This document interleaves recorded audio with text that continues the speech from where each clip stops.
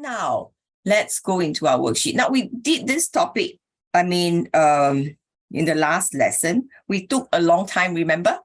Yeah, we took a long time to talk about the slides, etc. Okay, thank you, Brian. I saw all your responses there. Now, so we took a long time to go through the slides in adaptation. Today, I'm not going to do that because remember last week, we didn't finish off the MCQ. We didn't finish off the entire worksheet. In fact, we only did 12, okay, for a good reason, because we wanted to be very sure, okay, of what we are doing for this topic. If I were to just quickly run through and you have not watched the video, of course, you can't keep up. So today we are going straight into the worksheet.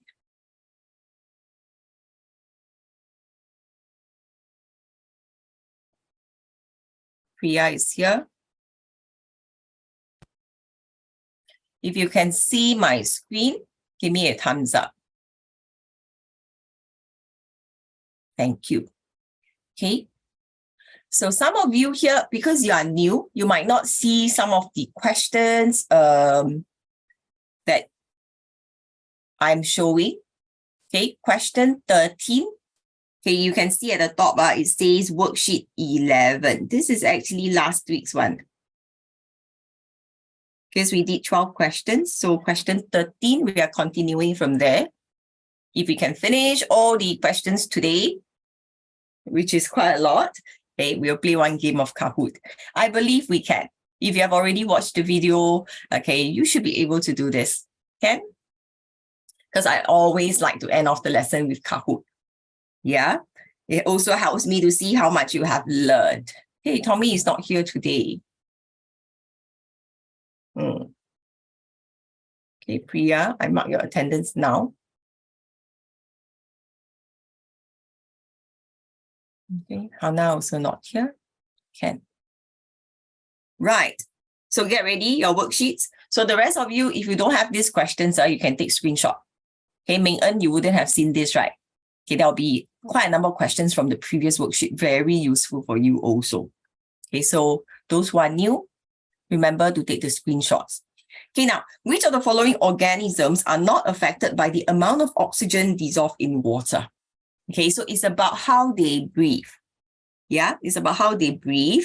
Okay, and then actually this particular question, right? Okay, if they are not breathing through gills, for example, okay, if they do not need to take in oxygen when they are inside the water, they are not affected. Okay, so you need to do some research on your own as well. Okay, remember I told you our questions here actually consist of a lot of top school papers question. So top school, they like to test students beyond the syllabus. So you need to have a lot of general knowledge if you want to do well for those exam papers. Okay, so what you can do is, okay, Google also. Not too sure how these things breathe, right? Google it. Very simple. You just type in, how do streams breathe? They will tell you. Okay? So you have to do your part, remember? Okay, you do your part, completing the work. Okay, then we can move faster. I can teach you more things. I can teach you more tips for exam, for PSLE. Okay, so there are many questions. Later, I'll be surfacing to you. PSLE won't ask this kind of question. In case you are worried that you have to know everything under the sun, no, you don't have to. All right. So this particular question, okay, answer is actually water beetles. Okay, let me get the pen first. Okay, as well as mosquito pupa. All right. Because they don't have gills or they don't need to take in the oxygen inside the water. Okay, they come to the top of the water surface in order to breathe. All right. Next one. Deserts are very hot in the day. How do desert animals avoid the heat in the day? What do you think? Do they hibernate? What is the meaning of hibernation? Do they hibernate in deserts? Yes or no? No, correct, Yashika. Okay, do they hide underneath the rocks in the deserts? Yeah? Not too sure. Not too sure. Is it in the desert, desert in the day is very hot, right? The sun is strong. So do you think they hide under the rocks? Yes, they do. Okay. Hide under the rocks, they shield themselves away from sun. You can imagine the desert, right? There are no homes, there are no shelter.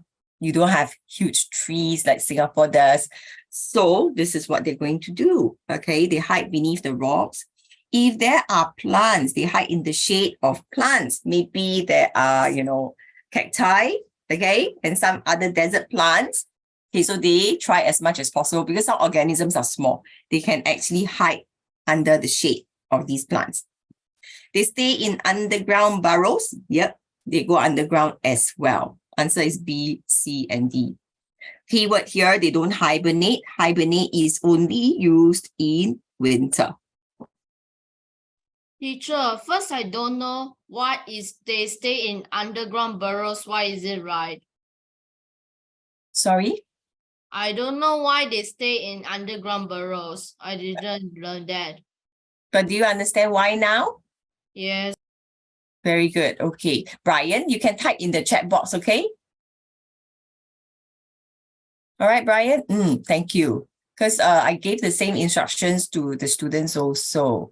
Yeah, so usually they will type into the chat because today we really have a lot of questions to cover.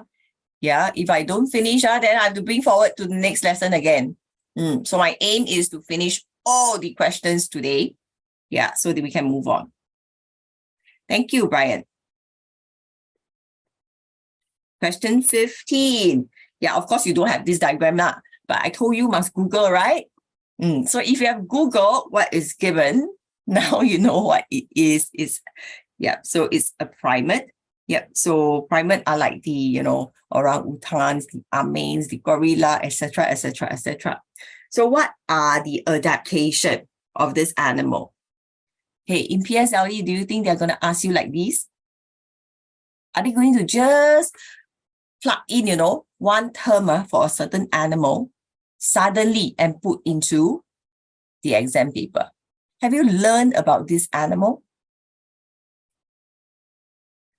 Okay, Priya, you just take screenshot of the questions. Okay. It is actually our previous worksheet. Do you have it? Don't have. Okay. Let me see what I can do. Okay, maybe I can help you at the end of the lesson.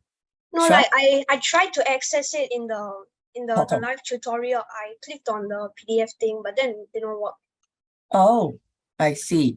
It went back to this one, the lessons one. Right. Yeah. So you have to actually print out. Actually, I advise students to print out the worksheet, right? So you can write notes, you can, annotate. Okay, it's important for you to also look through these questions again. Maybe next time you can try to print out from now on.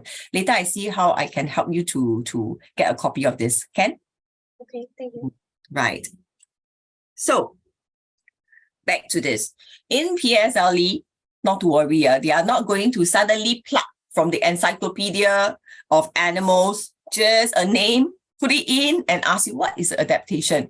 If you don't know the animal, teacher never teach before, it's not inside your science textbook, they cannot just test you like this. They would have explained things to you or give you a good diagram so that you can look at the diagram and understand, how do I actually look at the physical structure of this animal and then think about the adaptation. So not to worry. I have students asking me, I don't know what is this animal. I don't even know how to pronounce. Is it gibbon? That kind of thing. Yeah, but don't worry. It won't come out like that. Okay, Nikki, can? Nikki sure have a lot of questions. This kind of question come up. I'm going to die. I can't answer. Okay, it won't. They will give you the information to help you answer. Okay, now look at this. So yes, it has very long arms. Okay, it's true. Okay, so you just try to look at this animal now. Yeah, it has long arms, true. Yes, it wants to swing from tree to tree. That's like how they move, right? Their hobby. They like to swing from one tree to another. Okay, and then let's see. B, long tail. Does it help it to balance when swinging from tree to tree? Not really. Okay. Brown fur. I know this one looks Like it cannot blend with its surrounding. But there are many different colors of this animal. You don't believe, you quickly go and Google now. Type in this name gibbon, and then you go and see, there are many of these colored animal.